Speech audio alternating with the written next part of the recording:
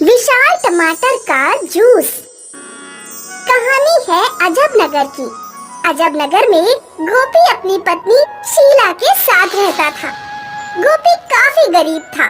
अपनी पत्नी शीला के साथ खदान में मजदूरी करता था। गोपी और शीला दिन भर खदान में पत्थर फोड़ने का कठिन काम करते और रात को घर आकर खाना खाकर सो जाते।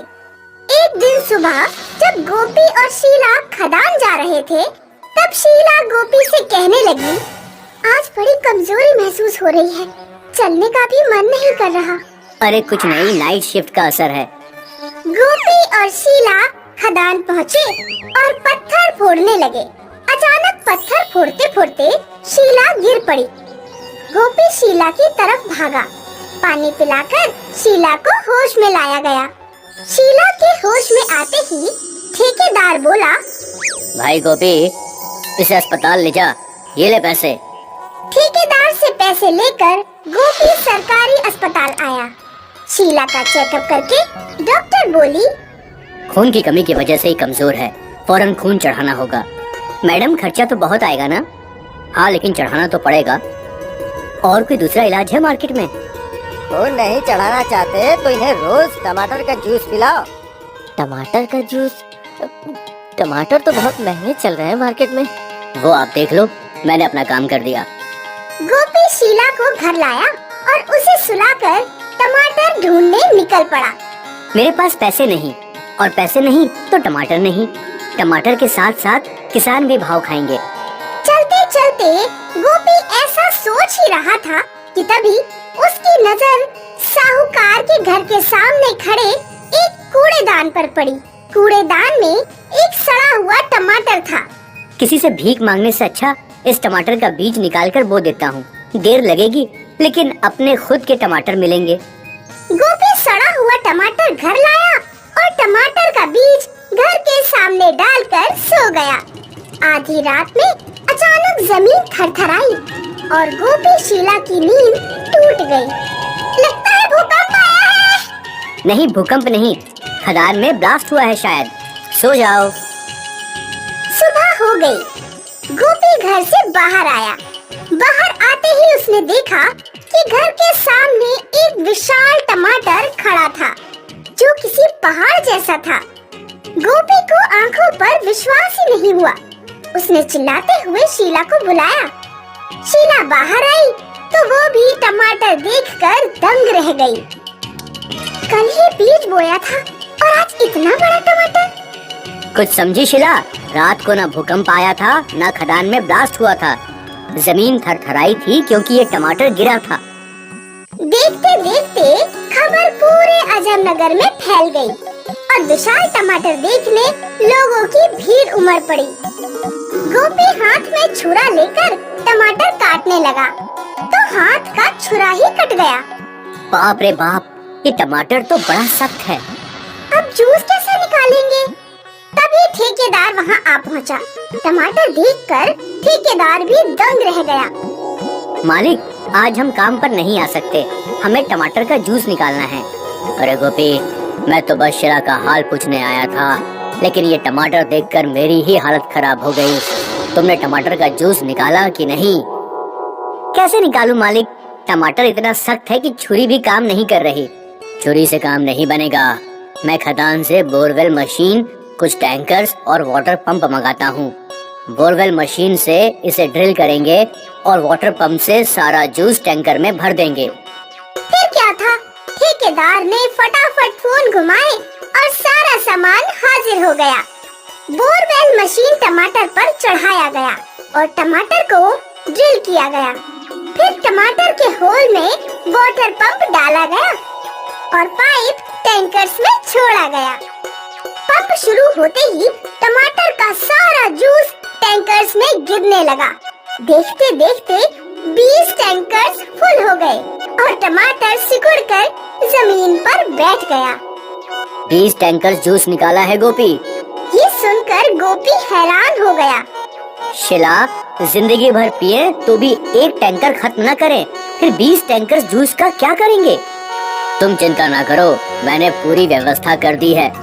ठेकेदार की की बात खत्म होते ही एक कंपनी के कुछ अफसर वहाँ आए और कहने लगे, मिस्टर गोपी, हम ललन सॉस कंपनी से आए हैं। हमारी कंपनी टमाटर सॉस बनाती है, उसके लिए टमाटर जूस चाहिए। हम आपके सारे टैंकर्स खरीद रहे हैं। जानते हो गोपी, 20 टैंकर्स के ये कितने पैसे दे रहे हैं? पूरे 5 करोड़। आंकड़ा सुनते ही शीला और गोपी का सर चकरा गया। ये तो बहुत अच्छी बात है, लेकिन सारा जूस आप ले जाएंगे तो मेरी शीला क्या पिएगी? क्यों मजाक कर रहे हो सर? जितना चाहे उतना जूस रख लीजिए, लेकिन फिलहाल ये 5 करोड़ का चेक रख लीजिए अपने पास। ऐसा कहकर अफसर ने गोपी और शीला को 5 करोड़ का चेक थमाया। इस प्रकार विशाल टमाटर के जूस ने शीला और गोपी की रूखी सूखी जिंदगी रसीली और रंगीन बना दी। होरीलाल गांव का जमींदार था। वो सड़कों पर कूड़ा साफ करता था और लोगों के घरों पर जाकर कचरा कलेक्ट करता था। होरीलाल को गांव के लोगों से ये शिकायत थी कि गांव में उसे कोई इज्जत नहीं देता।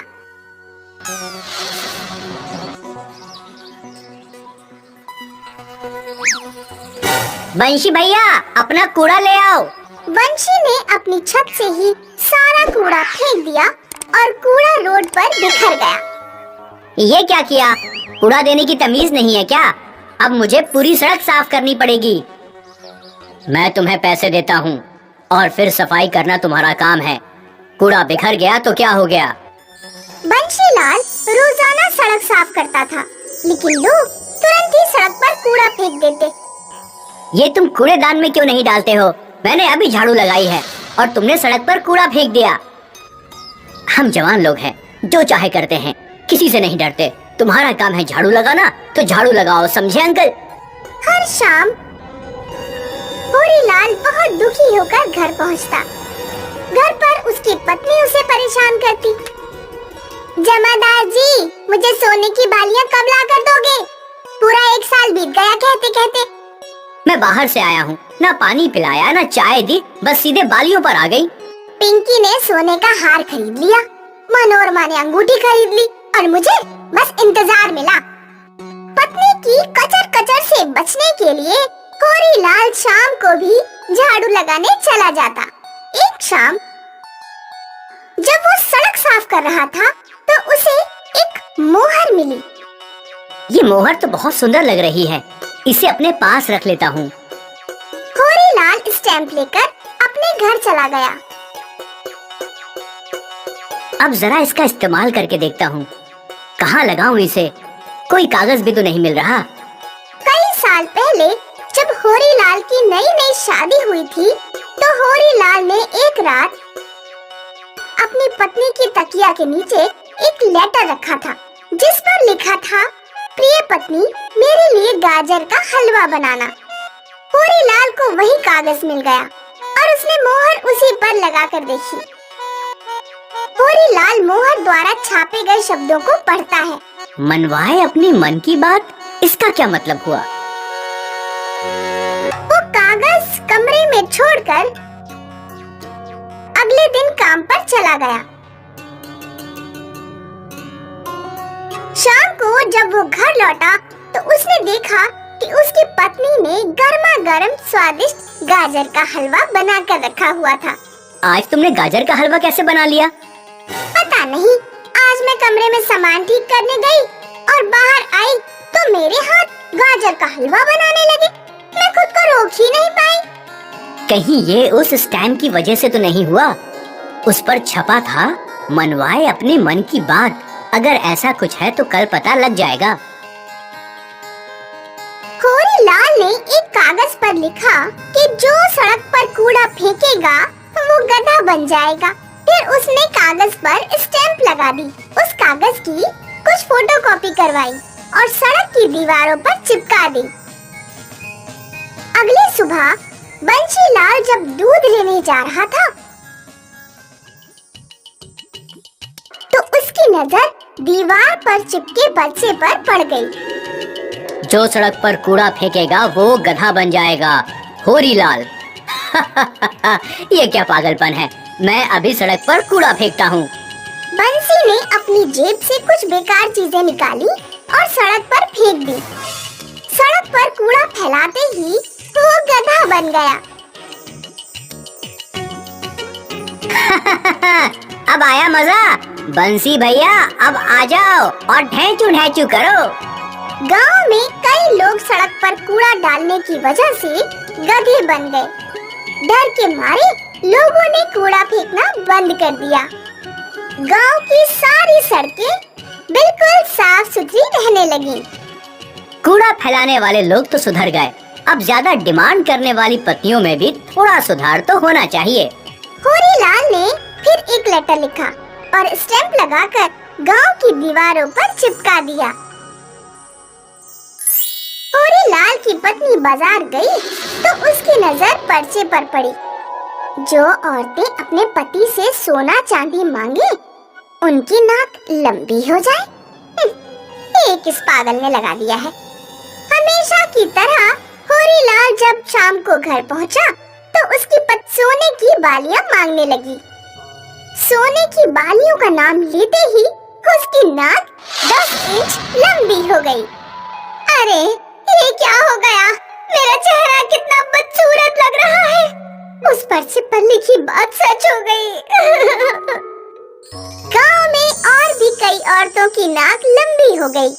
घर के मारे लोगों ने घर से निकलना ही बंद कर दिया। लोगों के गधा बनने और नाक लंबी होने की बात गांव के मुखिया तक पहुंची। गांव का एक आदमी मुखिया से बोला, मुखिया जी, होरीलाल जमादार के पास कोई जादुई मोहर आ गई है। कागज पर कुछ भी लिखकर अगर वो मोहर लगा देता है तो पढ़ने वाले के लिए वो बात सच हो जाती है। कुछ करिए, गांव के लोग डर के मारे घर से बाहर नहीं निकल रहे हैं। मुखिया होरीलाल के पास पहुंचा। होरीलाल, तुम्हारे पास जो मोहर है उसे नष्ट कर दो। गांव के लोग गधा बनने और नाक लंबी होने के डर से घर से बाहर नहीं निकल रहे हैं। अगर गांव वालों ने मुझे थोड़ा भी सम्मान दे दिया होता तो मैं कभी उनके साथ ऐसा नहीं करता। मैं लोगों की गंदगी साफ करता हूँ, क्या मुझे थोड़ी बहुत रिस्पेक्ट भी नहीं मिलनी चाहिए? मुखिया गांव के लोगों को बुलाता है और उन्हें समझाता है। सुनो गांव वालों, अगर होरीलाल जैसे जमादार गांव की गंदगी साफ नहीं करेंगे तो फिर ये हमें ही करनी पड़ेगी। साफ सफाई करने से कोई छोटा बड़ा नहीं हो जाता। हम सब बराबर हैं, भले ही हम काम अलग अलग करते हो। होरीलाल को सभी लोग उचित सम्मान देंगे और बेवजह कूड़ा फैलाकर उसे परेशान नहीं करेंगे। गांव के लोगों ने होरीलाल को परेशान करना बंद कर दिया और होरीलाल ने जादुई मोहर नष्ट कर दी। मोहर नष्ट होते ही जो लोग गधा बने थे वे वापस इंसान बन गए और जिन औरतों की नाक लंबी हुई थी उनकी नाक भी ठीक हो गई।